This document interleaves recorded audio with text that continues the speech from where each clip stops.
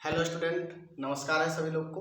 और आज हम लोग बहुत ही कम समय में वास्तविक संख्या के बहुत ही इम्पोर्टेंट क्वेश्चंस देखने वाले हैं, जो कि एग्जाम में बहुत चांसेस है आने का। ठीक है, ये जो क्वेश्चंस लिए गए हैं वो एनसीईआरटी एग्जाम्पलर से लिया गया है। जहां तक पिछला बार भी देखा गया है कि 2-4 क्वेश्चन इसी से आया था। ठीक है, और हर एक मॉडल पेपर में यहाँ से क्वेश्चंस दिए गए हैं। तो हम लोग इस पे 10 ऑब्जेक्टिव क्वेश्चन है। आज हम लोग ये 10 क्वेश्चन को बहुत ही कम समय में रिवीजन करेंगे। तो पहला क्वेश्चन क्या है, ये सब क्वेश्चन बताया हुआ भी है। एक दो क्वेश्चन जो होगा आप लोग के लिए नया होगा। बोला क्या कि किसी पूर्णांक m के लिए प्रत्येक सम पूर्णांक निम्नलिखित रूप का होता है। ठीक है, यानी कि अगर मान लो कोई पूर्णांक m है तो उसको सम संख्या लिखने का तरीका क्या था। m अगर पूर्णांक है तो सम को लिखने के लिए 2m बोलते थे, 2m है ना। और इसी तरह से अगर मान लो m के जगह p रहता तो हम 2p कह देते सम संख्या को लिखने के लिए, q रहता तो 2q कह देते, a रहता तो हम 2a कह देते। ये पहले भी मैं बता चुका हूँ, ठीक है ना। तो इसलिए हम लोग का ऑप्शन क्या हो जाएगा, ऑप्शन नंबर सी 2m हो जाएगा। किसी भी सम संख्या को लिखने के लिए क्या करते हैं हम लोग, 2m से एक्सप्रेस करते हैं, 2m से हम लोग उसको लिख सकते हैं 2m के रूप में। ठीक है, अब बोला है किसी पूर्णांक के लिए प्रत्येक विषम संख्या को क्या कहते हैं। अगर q एक पूर्णांक है ना, अगर किसी पूर्णांक q के लिए, यहाँ पे q होगा, q के लिए प्रत्येक विषम पूर्णांक निम्नलिखित रूप का होता है।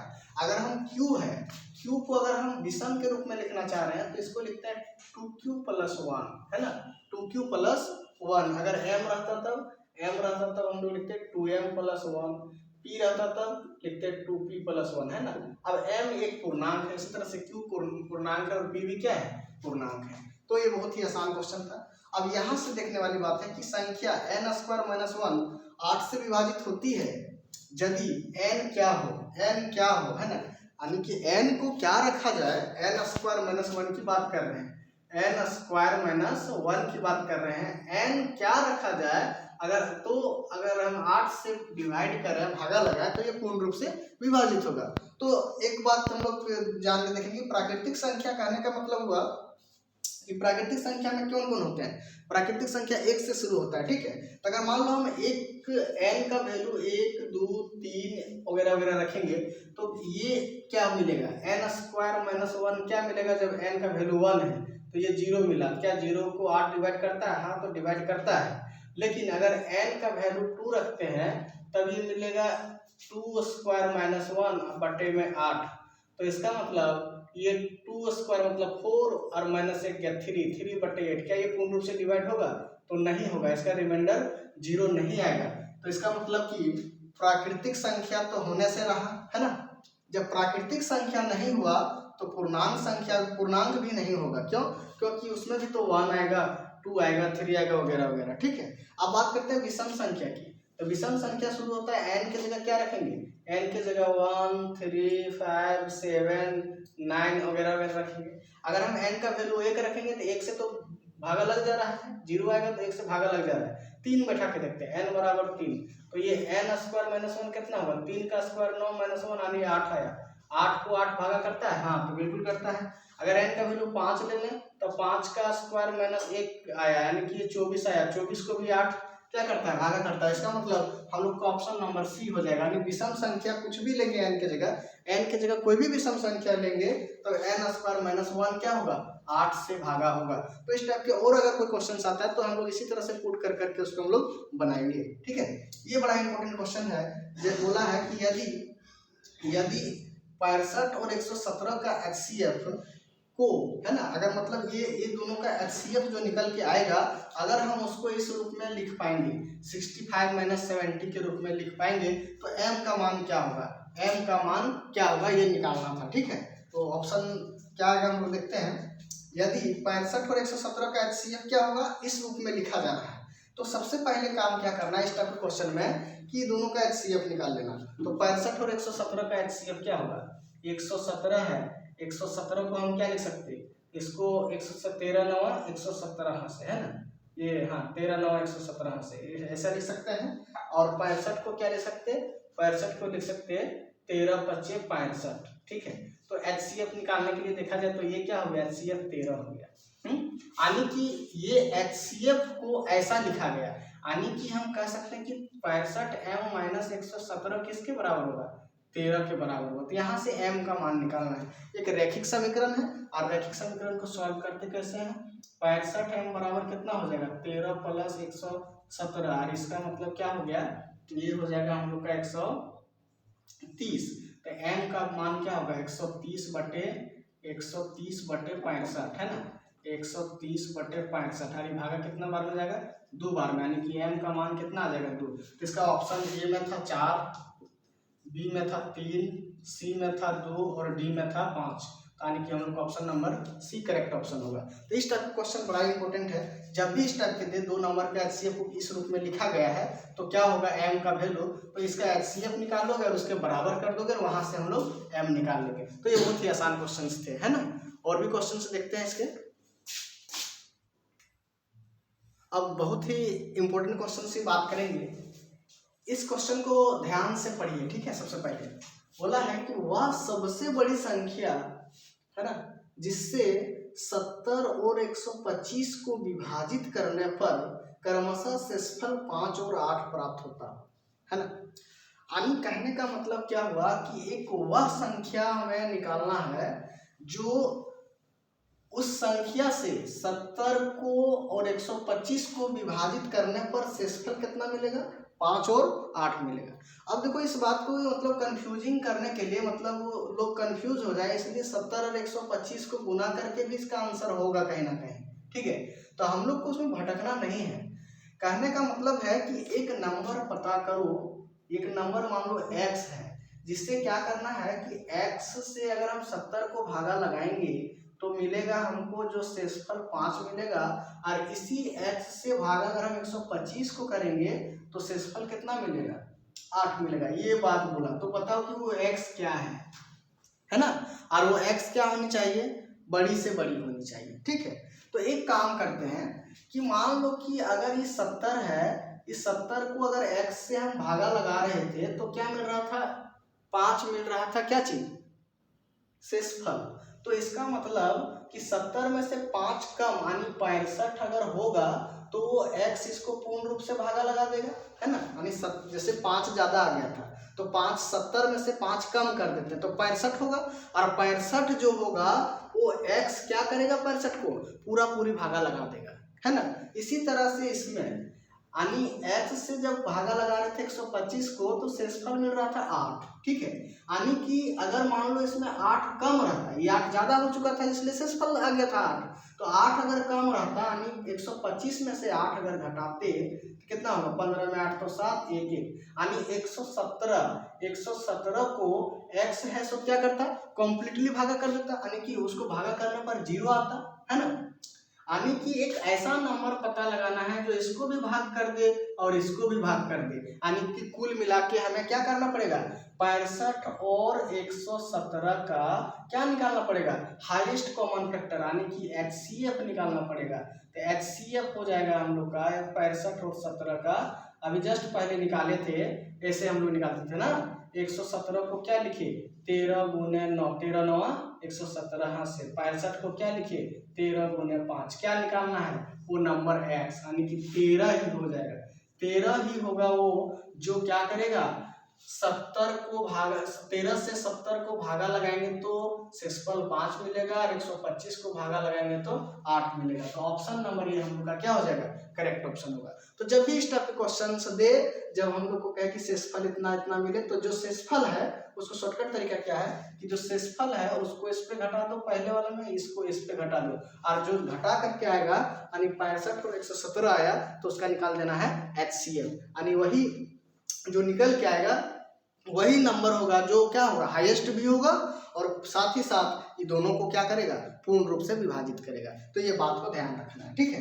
अब और एक इम्पोर्टेंट क्वेश्चन है जो कि हम लोग इसको किए हुए हैं लेकिन अलग तरीके से किए हुए थे। जैसे देखो बोला है कि 2 धनात्मक पूर्णांक a और b है, और a को कैसा लिखा है, a को लिखा है x² और y², और b को किस रूप में लिखा है, xyq के रूप में। तो बोला कि HCF क्या होगा, कहने का मतलब है, और ये भी बोल दिया कि x और y क्या है, अभाज्य संख्याएं हैं। तो इस x² को हम क्या लिख सकते हैं, x गुने x, और y² को y गुने y। इस पे क्या करते, एक्स गुने वाई गुने वाई।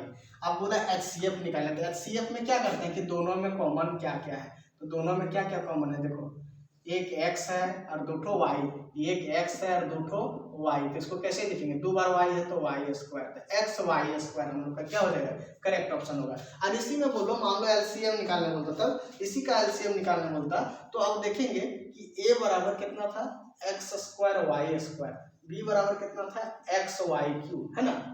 तो LCM निकालना अगर हो इसका, तो क्या करना कि जो सबसे बड़ी पावर x की कितनी है, सबसे बड़ी पावर x की कितनी है, यहाँ और यहाँ मिला के, तो x में यहाँ एक ही ठो पावर है, यहाँ पे दो ठो पावर है, तो सबसे बड़ी कितना है, x स्क्वायर आ रहा है, तो हम x स्क्वायर सबसे बड़ी पावर ले लिए। और y के लिए सबसे बड़ी कितनी है, तो y क्यूब, क्योंकि यहाँ y स्क्वायर है, यहाँ y के पावर 3 है, तो ये लिख लिए y क्यूब, ये हो जाएगा LCM, x square y cube, है ना।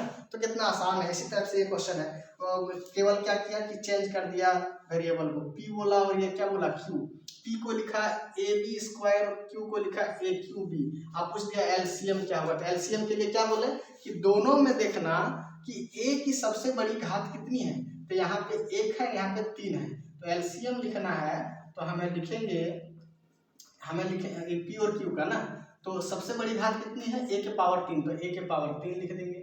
और b के लिए सबसे बड़ी घात कितनी है, तो b के पावर 2, तो b के पावर 2, तो ऑप्शन नंबर कौन सा मैच कर रहा है, सी ऑप्शन मैच कर रहा है। तो इस टाइप का क्वेश्चन इंपॉर्टेंट भी है और आने लायक भी है, वैसे बहुत आसान होता है, लेकिन आप नहीं जानोगे तो आपके लिए मुश्किल भी खड़ी हो सकती है, ठीक है ना। और अगर मान लो इसी का HCF निकालना होता तो देखना कि कम सबसे ज्यादा कौन है, तो एक बार आया है a और एक बार आया है b, तो दोनों में कम यही है, तो ये भी हम लोग का इसका क्या हो जाएगा, HCF। आप देखो ट्रिक क्या है इसमें, एलसीएम निकालना है तो देखना है कि a का पावर सबसे ज्यादा कौन है, उच्चतम कौन है, तो a का पावर उच्चतम 3 है, तो a के पावर 3, और b के लिए कौन उच्चतम है, b के पावर 2 है, तो b के पावर 2, तो ये हो गया एलसीएम के लिए। और एचसीएफ के लिए देखना है कि न्यूनतम पावर, तो a के न्यूनतम पावर किसमें है, एक ही है, यहाँ 3 है, यहाँ 1 है, तो कम कितना है, 1 है, तो a लिख दिए। और न्यूनतम b के लिए, तो b के लिए स्क्वायर है, यहाँ पे b है, तो केवल b लिखेंगे, तो a b क्या हो जाएगा, ये दोनों का HCF हो जाएगा, और a क्यूब b स्क्वायर क्या हो जाएगा, ये दोनों का LCM हो जाएगा, ठीक है ना।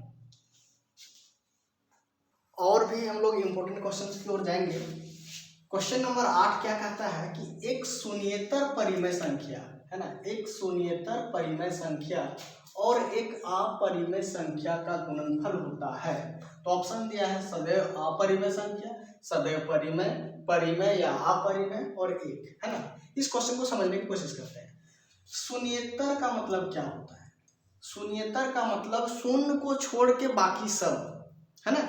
शून्येतर का मतलब क्या होता है, जीरो को छोड़ के बाकी सभी, है ना। तो इसका मतलब कि परिमेय संख्या केवल किसको छोड़ के, जीरो को छोड़ के, और गुना किसके साथ करेंगे, अपरिमेय के साथ गुना करेंगे। तो हमेशा क्या होता है कि परिमेय संख्या जो जीरो ना हो तथा अपरिमेय संख्या को अगर हम गुना करेंगे तो गुणनफल हमेशा अपरिमेय होता है। जैसे मान लो 2 एक क्या है, शून्येतर है ना, और ये √2 एक शून्येतर परिमेय है और ये अपरिमेय है, तो इन दोनों को जब गुना करेंगे तो क्या मिलेगा, अपरिमेय मिलेगा।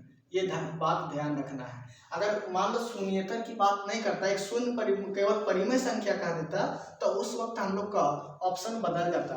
तो परिमेय संख्या में जीरो भी होता है, तो जीरो अगर जिस दिन होगा, जीरो गुना √2 करेंगे तो जीरो मिल जाएगा, यानी कि वो अगेन परिमेय हो जाएगा, है ना।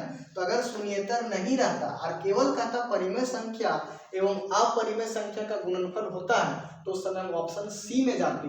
लेकिन यहाँ पे शून्येतर परिमेय संख्या कह दिया है, यानी हमें बोल दिया है कि हर एक परिमेय संख्या लेना है, लेकिन जीरो को छोड़ करके, जीरो को छोड़ करके बाकी हम सभी ले सकते हैं। तो बाकी सभी ले सकते हैं और उसके अपरिमेय के साथ गुणनफल करेंगे तो हमेशा क्या होगा, अपरिमेय संख्या होगा, है ना।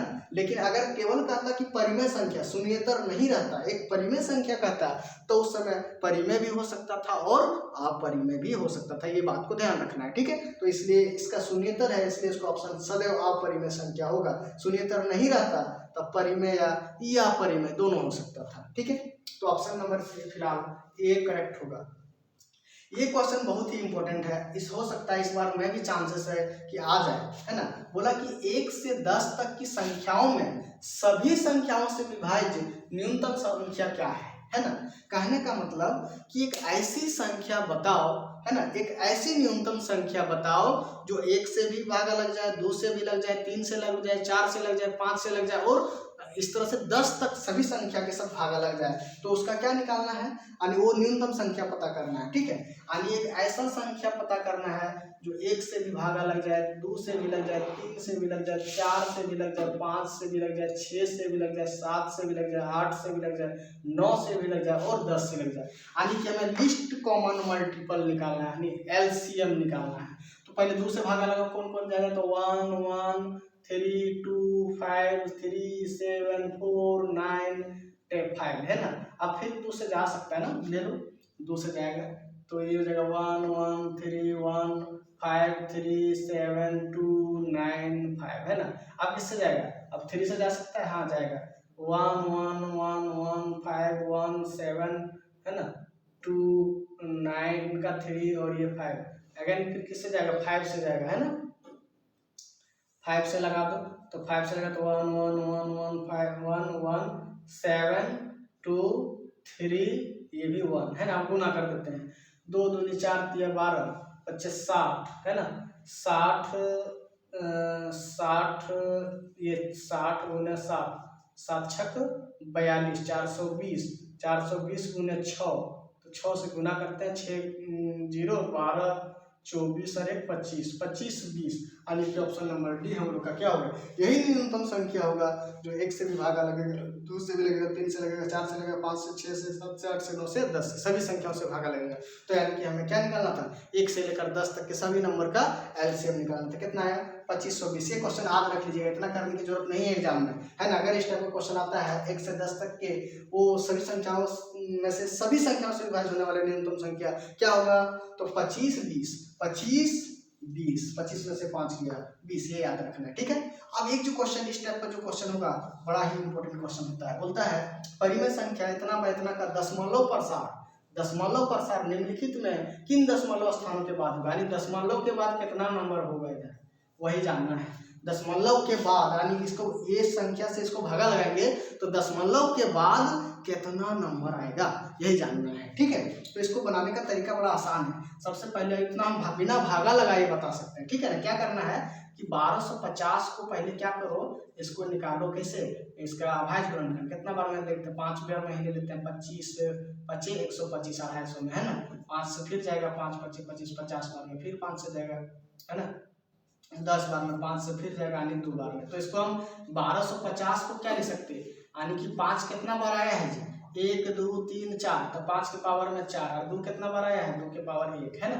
तो देखो अब क्या करना है कि 2 और 5 में सबसे बड़ा पावर किसका है, 5 का है, और कितना है 4, तो यानी कि जो सबसे बड़ी पावर होगी उतना ही क्या होगा, दशमलव के बाद उतना ही अंक होगा जब हम इस संख्या से इसको भागा लगेंगे। तो ये ट्रिक होता है, ठीक है। तो हमेशा याद रखना कि 5 या 2 में जो सबका दोनों में से सबसे बड़ी पावर जो होगी उतने ही में, मतलब दशमलव के बाद उतना ही संख्या मिलेगी, और ये जो जब इसको इससे भागा लगाएंगे तो ये पूर्ण रूप से क्या हो जाएगा, विभाजित हो जाएगा, और दशमलव के बाद उतना ही संख्या होगी जिसमें इसका मैक्सिमम यानी उच्चतम घात होगा। तो ये याद रखना, ठीक है ना। अगर मान लो अगर हम कहते कि 100 को भागा लगाएंगे ये 50 से, ये तो नहीं ठीक नहीं होता, मान लो हम 10 को भागा लगा रहे हैं 25 से, और बोलेंगे कि इसका दशमलव कितने स्थान, दशमलव के बाद कितने नंबर होंगे, समाप्त हो जाएंगे, ठीक है।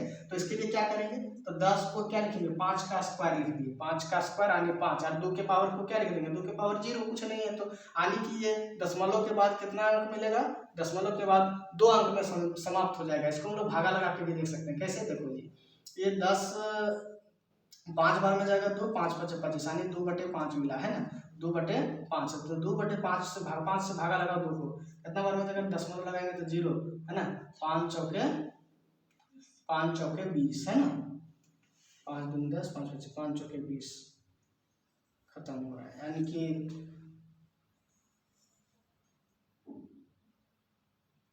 ठीक है, 25 10 आपको भागा लगाइए 25 से कट कट कट कट